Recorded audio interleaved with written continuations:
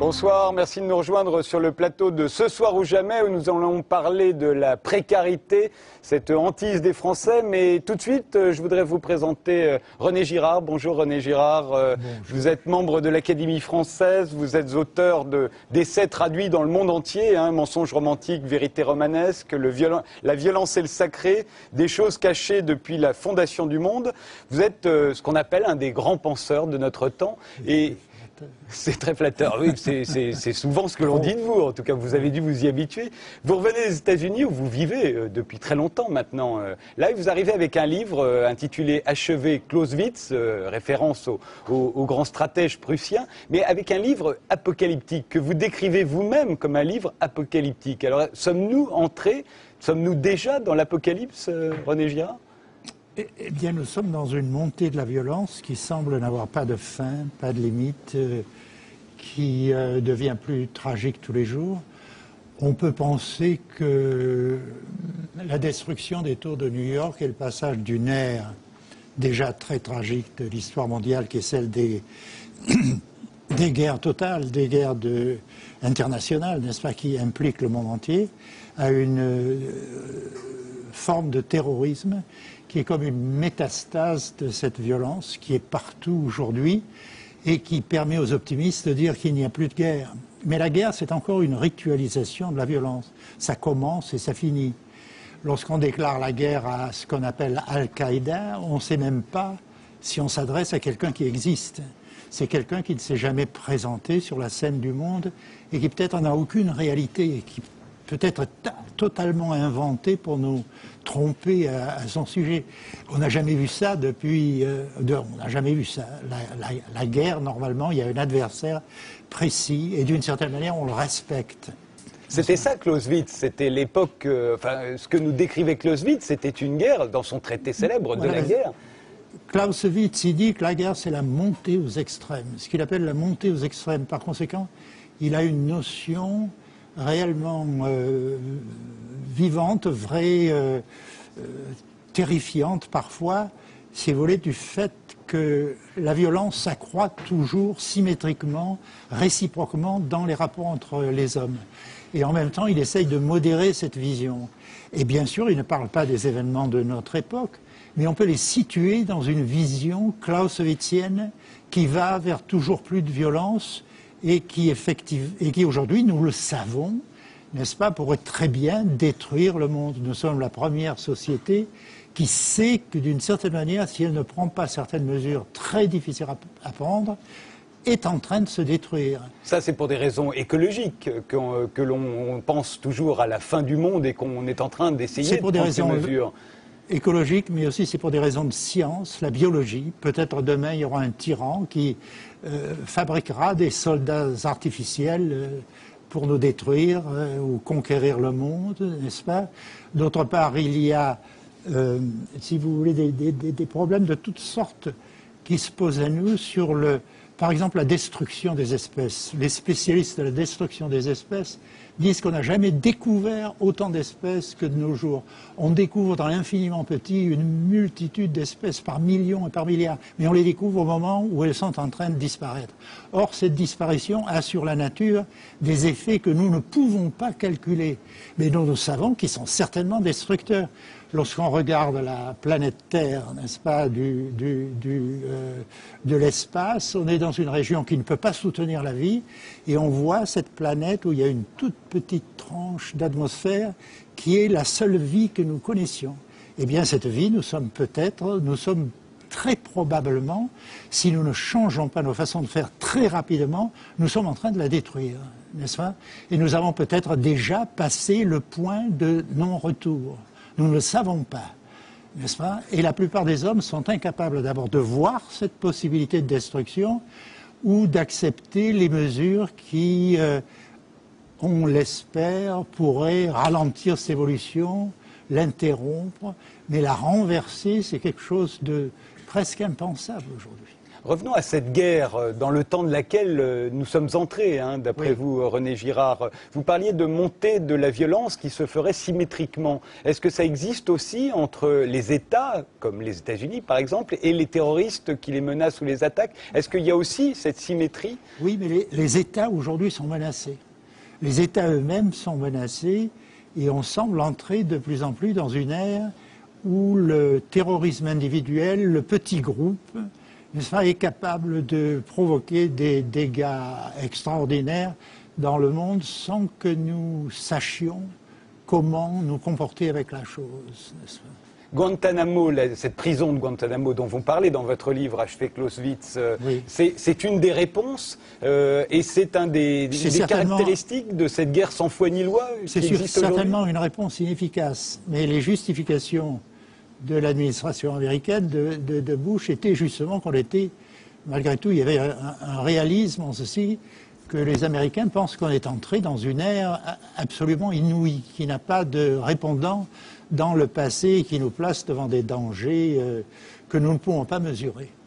Alors, nous, ce qu'on voit à la télévision en France, j'imagine que c'est la même chose aux États-Unis, de cette guerre en Irak, par exemple, dont vous parlez aussi beaucoup, ce sont des attentats la plupart du temps. Voilà. Je vais vous montrer ce qu'on a vu de l'attentat le plus meurtrier qui a eu lieu en Irak depuis le début de l'occupation américaine. Il a eu lieu au mois d'août dernier. Mais regardez ce qu'on voyait à la télévision française ce jour-là. Ces ruines laissent imaginer l'incroyable violence de l'attentat. Rien ou presque n'a résisté à l'explosion. Le village de Catania est pratiquement rasé. Depuis hier soir, les familles et les secours cherchent encore des survivants sous les décombres. Les blessés sont soignés à la hâte avant d'être acheminés vers des hôpitaux de cette région du Kurdistan. 5 camions ont explosé hier soir vers 20 h dans 3 villages près de Sinjar, à la frontière syrienne. Visés, les Yézidis, petite communauté religieuse paisible que les musulmans considèrent comme des hérétiques. En les frappant, les auteurs des attentats veulent prouver qu'aucune confession n'est à l'abri en Irak. Ces attaques, leur nature spectaculaire, ce total mépris des vies humaines, l'utilisation de camions suicides, tout cela porte la marque de violence d'Al-Qaïda en Irak. Quand vous voyez ça, René Girard, ça vous conforte dans l'idée Ça me conforte dans l'idée que nous sommes dans un nouveau type de violence que nous ne pouvons pas contrôler. Enfin, en ce moment, nous sommes absolument incapables d'interrompre ce genre de choses. Et nous pouvons penser que des possibilités d'augmentation encore sont présentes puisqu'elles ont toujours eu lieu dans l'histoire, dans le passé. S'il y a une loi historique, elle est celle de cette montée aux extrêmes dont Clausewitz parle. Il parle de l'intensification de la guerre totale, c'est ça pour vous le terrorisme? Oui, il ne parle pas vraiment de la guerre totale, mais il est le plus proche d'en parler. Et c'est pour ça qu'il est considéré d'une certaine manière comme belliciste, n'est-ce pas? Parce qu'on le force, et d'une certaine manière, il est vrai que c'est le Prussien parfait, et il a vécu, après ces guerres du XVIIIe siècle que nous appelons les guerres en dentelle, et dont nous rions un peu, et Clausewitz est un homme qui avait peur que la guerre s'avachisse, disparaisse, ne soit plus qu'un semblant de guerre. Par conséquent, il a vis-à-vis de Napoléon une attitude typique, à mon avis, de ce type de violence. Il le hait, n'est-ce pas? Il est prussien. Napoléon a détruit la Prusse en 3 minutes. Et lui a refusé ceci, il a rejoint les Russes, n'est-ce pas? Et en même temps, il adore Napoléon. Il ne peut pas s'empêcher de parler de ses campagnes, n'est-ce pas? Il a un mélange de passion haineuse et amoureuse vis-à-vis de Napoléon, qui est une chose sur le plan littéraire absolument extraordinaire et qui nous rappelle au fond les sentiments très modernes que se posent qu'ont entre eux les ennemis politiques de notre génération, qui vont beaucoup plus loin dans la haine et dans la passion réciproque, si vous voulez, que les hommes du passé. Et cette passion est évidemment fait partie, si vous voulez, de cette violence qui monte et la principale responsable. Alors, dans ce livre, Achevé Clausewitz, qui est un livre d'entretien avec Benoît Chantre, à un moment de ces entretiens, vous dites que la guerre chirurgicale, ce que nous appelons la guerre chirurgicale, est le double mimétique des attentats terroristes. Alors sans entrer dans ce que c'est qu'un double mimétique, parce que c'est votre théorie à vous sur le désir mimétique, la rivalité mimétique, mais vous avez l'air d'en faire des équivalents. La guerre chirurgicale d'un côté, l'attentat terroriste de l'autre. Qu'est-ce qu'ils ont de commun pour vous? Ils ont de commun qu'ils portent sur un point précis et généralement ils ont un but précis, n'est-ce pas, qu'ils cherchent à réaliser. Et ils cherchent à raccourcir d'une certaine manière la violence en frappant le point majeur. Mais en même temps, ils n'ont pas peur de la réaction en chaîne qui va se produire et qui risque de ne plus s'interrompre. Et ça parce qu'aujourd'hui, nous savons que cette réaction en chaîne, un de ces jours, pourrait porter sur des bombes atomiques ou pire encore, les bombes à hydrogène, n'est-ce pas? Et nous savons que l'atmosphère terrestre, sans doute, ne résisterait pas à la chose, deviendrait irrespirable, ou que le froid causé par les explosions détruirait l'humanité. Dans cette guerre contre le terrorisme, on voit souvent une sorte de guerre de religion, en tout cas un choc de civilisation. Oui. Vous êtes un spécialiste vous-même des religions archaïques, vous avez beaucoup travaillé là-dessus. Je dis, seule la pensée religieuse est capable de parler de ces choses aujourd'hui. Parce que la pensée religieuse parle en termes de violence absolue, de violence apocalyptique, de fin du monde, qui est liée à des luttes en cité contre cité, ville contre ville, etc. Si ces jours n'avaient pas été abrégés, personne ne serait sauvé, n'est-ce pas, qui parle d'une espèce de violence constante et montant tout le temps et aboutissant à la fin de l'humanité, qui n'est pas le désespoir religieux, n'est-ce pas, mais qui est l'échec de l'homme, parce que l'échec de l'homme, l'homme moderne est lié à une religion qui est la première à interdire la violence complètement, n'est-ce pas? Et qui s'appelle le judaïsme et le christianisme ensuite, n'est-ce pas? Et on peut dire qu'il y a un échec de l'humanité à réaliser ses buts, n'est-ce pas? Qui est sur le plan religieux et l'explication de ce qui se passe parmi nous de pire, n'est-ce pas? Vous vous placez toujours dans une tradition prophétique du judéo-christianisme, oui, René Girard. Vous pensez vraiment que c'est ce qui nous permet le mieux de comprendre le monde actuel? Qui permet le mieux de comprendre le monde actuel. Et même sur le plan matériel, parce que nous savons qu'il y a, si vous voulez, des formes de violence aujourd'hui qui ont l'air absurdes. N'est-ce pas? Par exemple, les textes apocalyptiques mélangent la violence naturelle et la violence guerrière. Mais aujourd'hui, nous savons que les hommes modifient le climat. S'il y a un ouragan de plus en Louisiane, on se demande, est-ce la responsabilité de l'homme ou est-ce la responsabilité de la nature?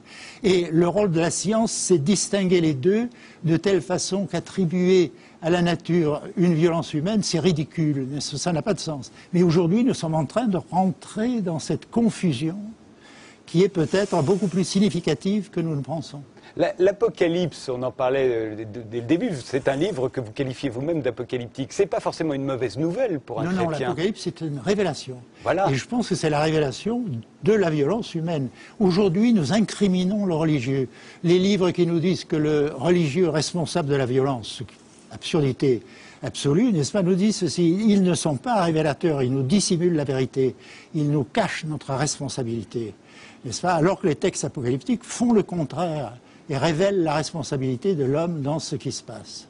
Vous n'êtes plus professeur à Stanford, la grande université américaine. Je suis à la retraite, mais vous enseignez. Mais vous habitez toujours aux États-Unis. Alors pourquoi vous êtes membre de l'Académie française, pourquoi avez-vous choisi de rester vivre aux États-Unis? J'ai choisi, je vis un peu aux États-Unis, je vis aussi un petit peu en France, mais enfin, aux États-Unis, paradoxalement, la vie est beaucoup plus paisible. Ah oui. Il y a beaucoup moins d'encombrement partout. Et il y a une espèce de tranquillité et de retraite. Si vous voulez, on a comparé les universités américaines à des espèces de monastères modernes. Il y a du vrai là-dedans. Il y a quelque chose un peu monastique dans ma vocation. Alors, nous, bienvenue en France. Non, je suis très heureux d'être en France parmi vous. Et justement, je vous invite à nous rejoindre, puisqu'on va parler de quelque chose qui est peut-être typiquement français, vous nous le direz.